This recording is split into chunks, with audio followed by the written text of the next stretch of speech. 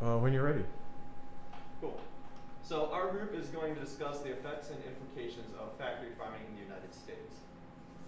So factory farms, referred to by the government as concentrated or confined animal feeding operations,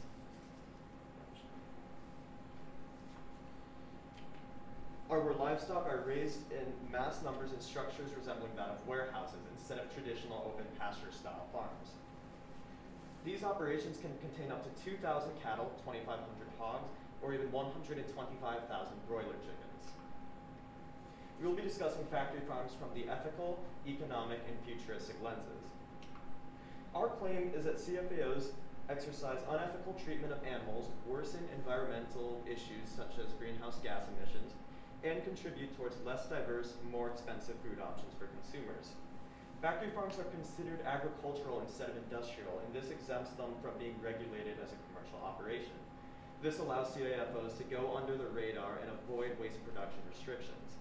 Our proposed solutions include documenting CAFOs as industrial operations and regulating their animal raising process, as well as incentivizing locally sourced farming options. These are both broad solutions and can be made more particular in the context of each lens. My context is the economic lens. A common defense presented for CAFOs is that they're able to provide cheap food to the population. However, this claim is false. This graph depicts the retail, wholesale, and farm prices of pork from 1980 to 2012, and two distinct trends are obvious. The first is a steady decrease from 1980 to 1999 in all three prices. And then from 1999 to 2012, there's a slight increase, or they remain about the same nonetheless. In the first trend, from 1980 to 1999, factory farming greatly increased in usage. And this might seem to suggest that the decrease in the retail price of pork, which is the price of pork available to consumers, was a result of that increase in factory farming. However, this is not true.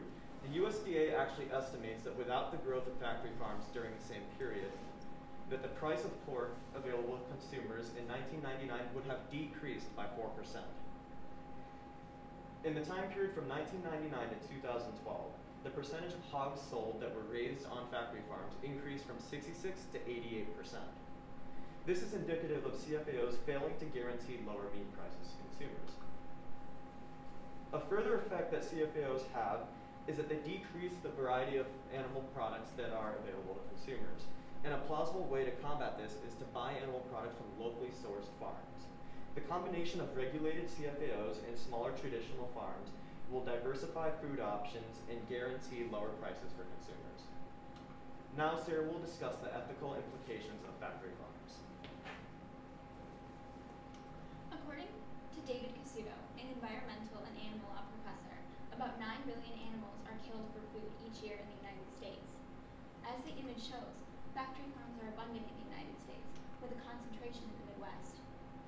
Though factory farms allow food production to meet demand, it has been associated with a number of ethical problems that involve the animals, the workers, the consumers, and the environment. Animals are frequently confined in dirty, windowless sheds in spaces so small that they cannot turn around. The confinement causes them to develop abnormal behaviors and sustain injuries, as they often inflict wounds on each other out of anxiety and boredom.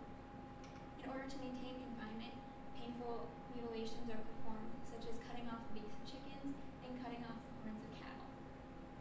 Many factory farm animals are also genetically modified through the use of growth hormones to grow large or to produce more product than usual. When they are sent to slaughterhouses, they are loaded onto crowded trucks, traveling through all types of weather extremes, often without food or water. The methods of slaughter are also cruel. Their throats are slit while they are still alive, and they are conscious when they are placed into hot water. The solutions involving regulations of factory farms would eliminate many of the cruelest practices, improving the lives of animals and consumers. There are concerns as well about the ethical treatment of workers on factory farms. They involve stressful and unhealthy work environments where workers are often exposed to air pollutants such as hydrogen sulfide, carbon monoxide, and ammonia, which can lead to serious health problems and respiratory illnesses. In 2016, 6 out of 100 workers in the industry reported a work-related illness or injury. Factory farming also has negative impacts on the environment, which cause ethical concerns for consumers. The waste from the animals, which is incredibly toxic and can contain undigested antibiotics given to the animals, goes into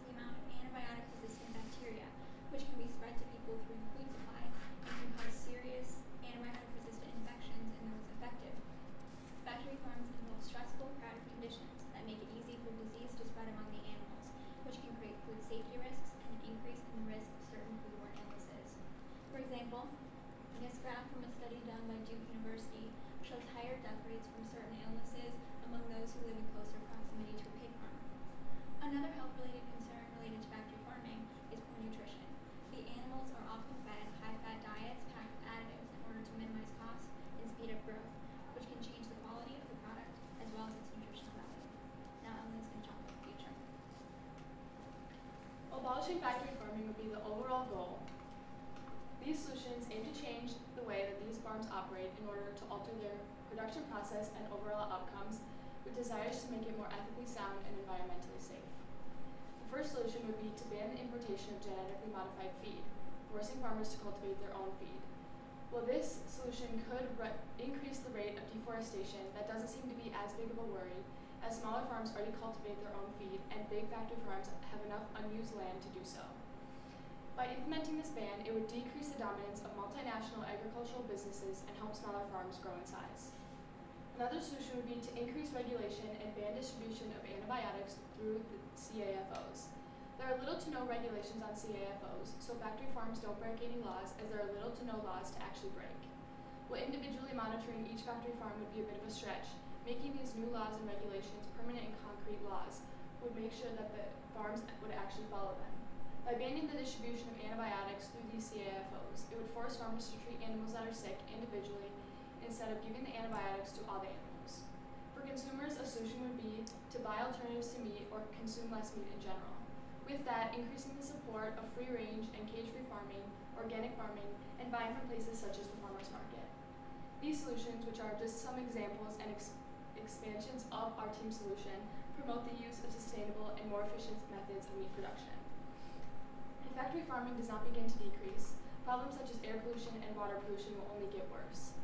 Factory farming contributes to 75% of all water quality related issues in the United States. With that, deforestation has cut down millions of acres of trees and rainforests to make way for these expansive farms, and in turn has also contributed to air pollution. Other issues include animal cruelty, unsafe working conditions, the increased spread of harmful diseases, and excess production of manure.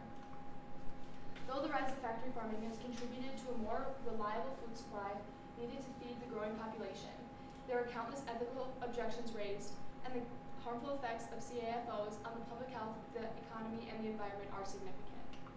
While these factory farms defend these controversial objections by claiming that their practices are necessary to decrease the price of foods, the excess money from their efficient production processes are taken as profit rather than used to help minimize the prices of foods.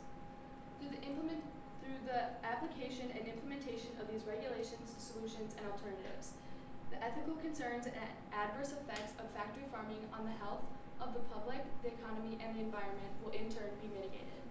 Thank you. Okay, thank you. Ryan, what's an example of a compelling argument from Sarah or Emily's individual reports that you decided to exclude from your team presentation and why? So Sarah had an argument that there actually exists some laws that are designated to make it harder for local farms to compete with factory farms. And this makes it easier for factory farms to thrive. And one such law is the Farm Bill. And this provides government funding towards agricultural commodities and prioritizes the CAFO over the local farm. This argument did not exactly suit her ethical discussion and would interrupt her conversation about the ethics of the treatment to animals and the environmental consequences of factory farming. Okay, thank you. Emily, describe an argument from one of your peers' individual reports that made you think differently about your solution. So a point from Ryan's entire argument basically that changed my whole perspective was I was originally under the impression that if factory farming were to end, that the economy would completely fail, because I was under the impression that the economy was completely dependent on factory farming and that there was really no alternative unless I didn't have any research on that. So my solutions were specifically aimed at trying to change ways of factory farming instead of completely eradicating it, as I thought the economy would fail. But as he pointed out, factory farming and the economy do go hand in hand, but they are not interdependent. Okay, thank you. Sarah, if you had another team member, what other perspectives or limitations could they have researched that would have been useful contribution to the project? I think it would have been really effective to include the environmental lens in our presentation. Each of us briefly touch on the environment as it relates to our lenses in our research, but I think it would have been effective if there could have been more detailed explanations, especially for the conclusion, just relating how